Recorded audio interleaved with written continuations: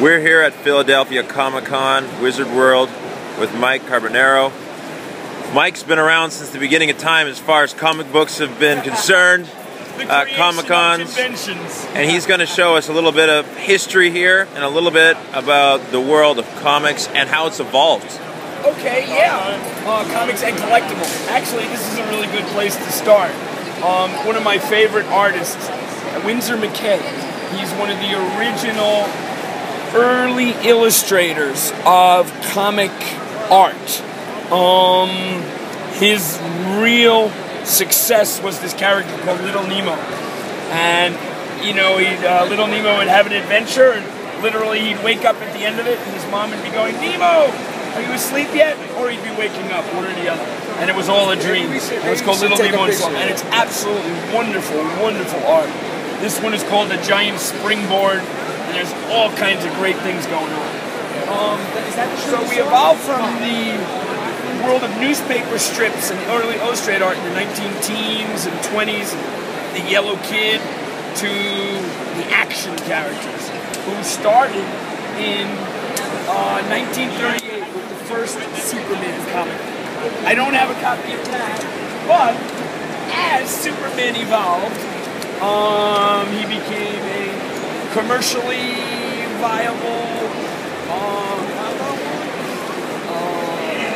success story for an amazing array of other things that Superman was. I mean, they had Superman capes and costumes and rings and clubs and TV shows, and you know, it built up to the 1960s where they had this Superman was part of a doll, and Captain Action was one doll, but you could put any character on him. And this is about a $3,000 costume box from 1966. That is the Superman version of Captain Action. Marvel Comics comes along in the 60s, and Marvel Comics really blows everyone away. Marvel Comics with their amazing array of characters, from anger management Hulk to the man who's going to die but has a briefcase, and multi-billionaire Iron Man, and all the other characters, superheroes with super problems, or actually normal kind of problems that we all have day to day. And you evolved, and Captain Action also had a Captain America doll.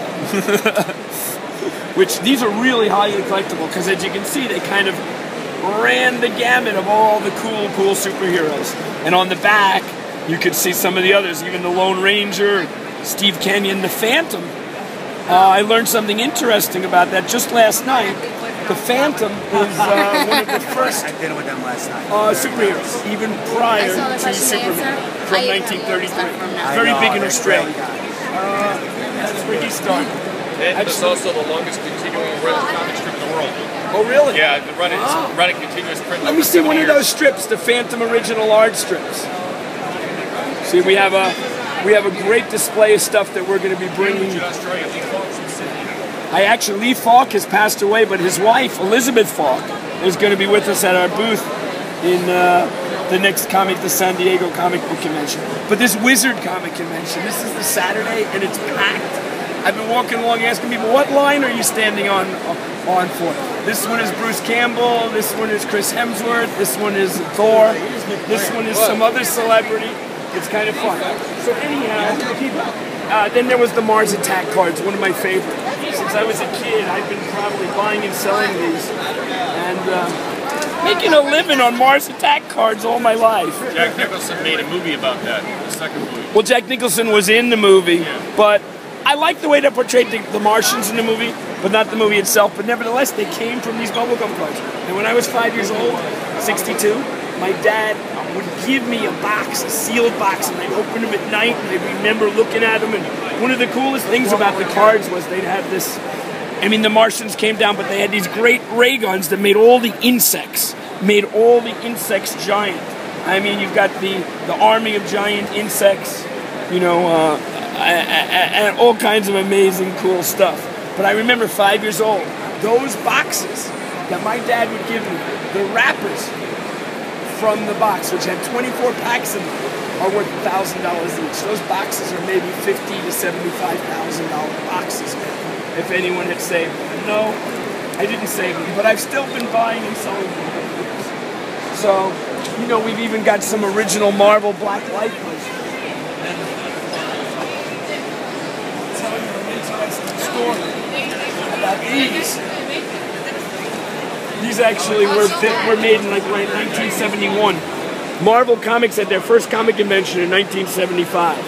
And these were in the John's Bargain stores for $1. I made a deal with John's Bargain store at the time and I bought 10,000 of them for $10 a piece, $1,000. I took them to the Marvel convention, sold every one for $1.